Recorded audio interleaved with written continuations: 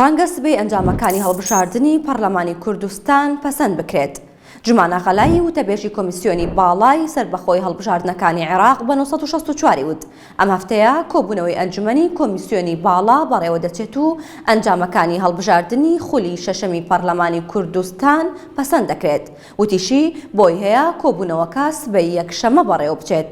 دەنگدانی گشتی بۆ خولی شەشەمی پەرلەمانی کوردستان لە 20 دەی 2024 بەڕێوە چوو کە ڕێژەی بەشداریکردنی خەڵکی هەرێمی کوردستان زیاتر لە 172 بوو. سبەی هاوڵاتیانی چەمچەماڵ و دەوروبەری خەنی دەبن و نەوتیان پێدەگات. بەپێی ڕاگەیەنراوێکی قایمقامەتی چەمچەماڵ سبەی یەکشەمە لە ناو سەنتەری چەمچەماڵ و ناحیەی شۆڕش و تەکیە و سەنگا و ئاغجلەر نەوتی سپی بەسەر ماڵاندا دابەش دەکرێت.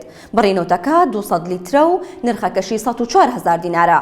پێویستە هاوڵاتیان لە کاتی وەرگرتنی بباشە نەوتەکە کارتی زیرەکی نەوت و کۆپی ناسنامە یان کارتی نیشتیمانیان پێبێت. بە قسەی وەزارەتی سامانە سروشتیەکانی هەرێم تا ئێستا نزیکەی 144 ملیۆن لیتر نەوتی سپی بەسەر زیاتر لە 718,000 خێزاندا دابەش کراوە کە دەکاتە ڕێژەی لە 157 کۆی نەوتی دابەش کراوە. دەستگای ئاسایشی نیشتیمانی عێراق و ئاسایشی سلێمانی پلانێکی مەترسیداری داعشیان لە کەرکووک پوچەڵ کردەوە و ئەمیرە کوردەکەشیان دەستگیر کرد.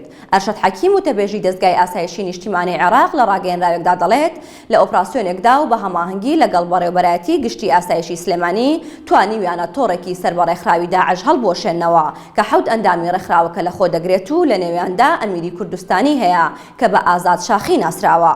لە ئۆپراسیۆنەکەدا کردێکی خۆکوژی لەلایەن چەکدارێکی داعشەوە ئەنجام دراوە دژی هێزە عێراقیەکان و ئاسایشی سلێمانی.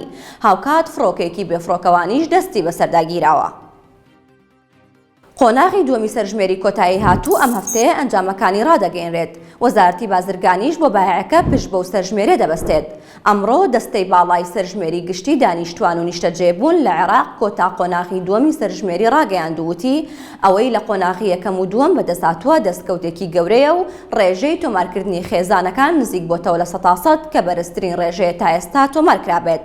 هاوکات محەممەد حەنون وتەبێژی وەزارەتی بازرگانی عێراق ڕایگەیاند کاریان لەسەر بە ئەلکترۆنکردنی پسوڵەی خۆراک کردووە و لە چەند ڕۆژی داهاتوو ئەپێکی تایبەت بە پسوڵەی خۆراک دەکەوێتە کار کە میکانیزمی ئەو خێزانانە دیاری دەکات کە دەکەونە ژێر هێڵی هەژاریەوە و پێویستی زۆریان بە بایعی هەیە. بۆ ئەوەش وەزارەتی بازرگانی پشت بە داتاکانی سەرژمێری دەبەستێت. هەر شاد بن.